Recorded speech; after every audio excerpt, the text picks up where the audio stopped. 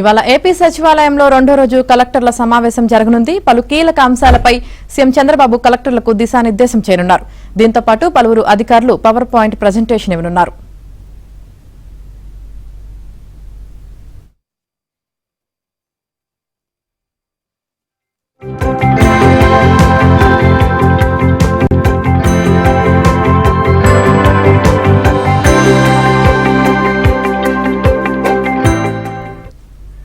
నిన్న జరిగిన సమావేశంలో సీఎం చంద్రబాబు వివిధ రంగాలపై సమీక్షల సందర్భంగా ప్రసంగించారు.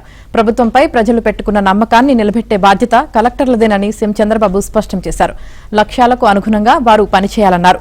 మానవీయ కోణంలో ఆలోచించి నిర్ణయాలు తీసుకోవాలని, క్షేత్రస్థాయిలో పర్యటించి వాస్తవాలు గ్రహించాలని దిశానిర్దేశం చేశారు.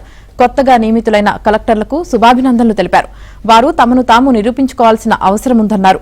అందరినీ సాధికారత దిశగా నడిపిస్తామని చెప్పిన హామీని జనం విశ్వసించి ఎన్డీఏకి 94% స్ట్రైక్ రేట్తో 164 అసెంబ్లీ స్థానాలు ఇచ్చారని తెలిపారు.